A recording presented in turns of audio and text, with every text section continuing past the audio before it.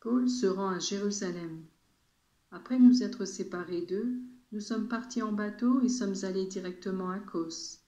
Le lendemain, nous sommes arrivés à Rhodes, et de là nous nous sommes rendus à Patara. Nous y avons trouvé un bateau qui allait à Phénicie.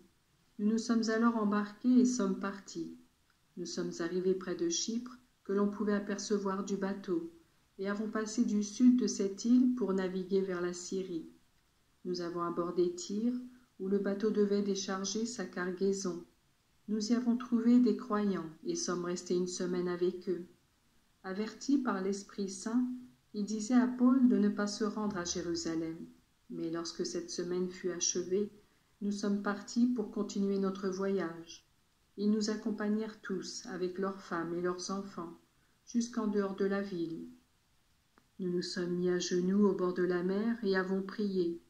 Puis après nous être dit adieu les uns aux autres, nous sommes montés à bord du bateau, tandis qu'ils retournaient chez eux.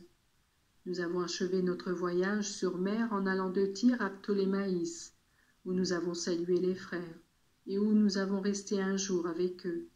Le lendemain, nous sommes repartis, et nous sommes arrivés à Césarée. Là, nous sommes entrés dans la maison de Philippe, l'évangéliste, et avons logé chez lui. C'était l'un des 7 hommes qu'on avait choisis à Jérusalem. Il avait 4 filles non mariées qui donnaient des messages reçus de Dieu. Nous étions là depuis plusieurs jours, lorsqu'arriva de Judée un prophète nommé Agabus.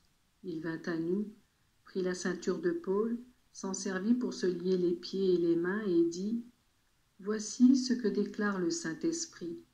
L'homme à qui appartient cette ceinture sera ainsi lié par les Juifs à Jérusalem, puis ils le livreront aux étrangers. » Après avoir entendu ces mots, nous-mêmes et ceux de Césarée avons supplié Paul de ne pas se rendre à Jérusalem. Mais il répondit « Pourquoi pleurez-vous et cherchez-vous à briser mon courage ? Je suis prêt, moi, non seulement à être lié, mais encore à mourir à Jérusalem pour la cause du Seigneur Jésus. » Comme nous ne pouvions pas le convaincre, nous avons cessé de le supplier et avons dit que la volonté du Seigneur se fasse. Après quelques jours passés à cet endroit, nous nous sommes préparés et sommes partis pour Jérusalem. Des disciples de Césarée nous accompagnèrent. Ils nous conduisirent chez un homme qui devait nous loger, un certain Mnason de Chypre, qui était croyant depuis longtemps. La visite de Paul chez Jacques. Lorsque nous sommes arrivés à Jérusalem, les frères nous reçurent avec joie. Le lendemain, Paul se rendit avec nous chez Jacques, où tous les anciens de l'Église se réunirent. Paul les salua et leur raconta en détail tout ce que Dieu avait accompli par son travail au milieu de ceux qui n'étaient pas juifs. Après l'avoir entendu, ils louèrent Dieu. Puis ils dirent à Paul, « Tu vois, frère, combien de milliers de Juifs sont devenus des croyants. Ils sont tous très attachés à la loi. On leur a déclaré que tu enseignes à tous les Juifs qui vivent au milieu d'autres peuples à se détourner de la loi de Moïse et que tu leur dis de ne pas circoncire leurs enfants et de ne pas suivre les coutumes juives. Que faire? Car ils vont certainement apprendre que tu es arrivé. Eh bien, fais ce que nous allons te dire. Nous avons ici 4 hommes qui ont fait un vœu. Emmène-les, participe avec eux à la cérémonie de purification et paye leur dépendance pour qu'ils puissent se faire raser la tête. Ainsi tout le monde saura qu'il n'y a rien de vrai dans ce qu'on a raconté à ton sujet, mais que toi aussi tu vis dans l'obéissance à la loi de Moïse. Quant aux non-juifs qui sont devenus chrétiens, nous leur avons écrit pour leur dire ce que nous avons décidé. Ils ne doivent manger ni viande provenant de sacrifices offerts aux idoles, ni sang, ni chair d'animaux étouffés, et ils doivent se garder de l'immoralité. Alors Paul emmena ces 4 hommes, et le lendemain participa avec eux à la cérémonie de purification. Il se rendit ensuite dans le temple et annonça à quel moment les jours de la purification seraient achevés, c'est-à-dire à quel moment on pourrait offrir le sacrifice pour chacun d'eux. Paul est arrêté dans le temple. Les 7 jours allaient s'achever quand des Juifs de la province d'Asie virent Paul dans le temple. Ils excitèrent toute la foule et se saisirent de lui en criant Gens d'Israël, au secours! Voici l'homme qui prêche partout et à tous contre le peuple d'Israël, contre la loi de Moïse et contre ce temple.